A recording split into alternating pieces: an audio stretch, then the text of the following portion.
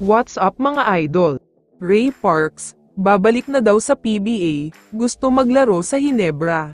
Pero bago mo sana ipagpatuloy ang panonood mo, ay huwag mong kalimutan na mag-subscribe bilang suporta sa aking YouTube channel. Maraming salamat idol. Disappointing conference para sa Hinebra, dahil hindi man lang sila nakaabot sa finals. Hindi lang pala ngayong conference nakaka-disappoint, dahil first time in 10 years na hindi sila nakapasok sa finals sa loob ng isang season. Mula last Commissioner's Cup at ngayong All-Filipino Conference ay hanggang semis lang sila, kaya lahat ng mga Hinebra fans ay nakikiusap sa mismong management, na sana daw ay bitawan na ang mga dapat bitawan, at paalisin na ang mga players na dapat paalisin. Isa rin sa request ng mga Hinebra fans, ay mas palakasin pa ang lineup ng paborito nilang team. Mukhang may kulang pa nga daw sa lineup nila dahil hindi man lang makaabot sa finals, kailangan daw ng magaling at malakas na player.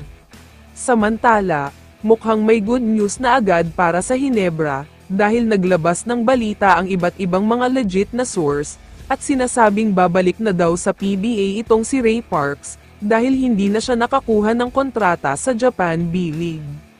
Isa pa nga daw sa dahilan kung bakit niya gustong bumalik dito sa Pilipinas, ay para makasama na ang sikat niyang girlfriend na si Zainab Harake, mas malapit nga naman sa pamilya niya, at mataas din naman ang sweldo sa PBA. Ito pa ang mas mabigat dito. Ayon kay Coach Chot ay magiging masaya daw ang buong TNT kung babalik siya, pero ang problema ay mawawala na sa TNT ang playing rights niya kapag sumali si Ray Parks sa special PBA draft. Hindi malabong mangyari ito, dahil nagkalat ang mga balita na sinasabing gusto daw bumalik ni Parks sa PBA, para makapaglaro sa childhood dream team niya na Barangay Hinebra. Ito daw talaga ang gusto niya noon pa. Alam naman nating lahat na kailangan talaga ng Hinebra ngayon ng isang shooter, dahil kung napanood nyo ang serye nila kontra sa Meralco Bolts, isang shooter talaga ang kulang sa kanila, dahil madalas lang silang umasa kay C-Stand. Alam naman nating lahat ang kalidad ng isang Ray Parks, isa siyang superstar bago siya umalis sa PBA, palagi din nasa finals ang TNT Tropang Giga noong naglalaro pa siya. Madalas din nilang tinatambakan ang ibang teams dahil sa husay niya.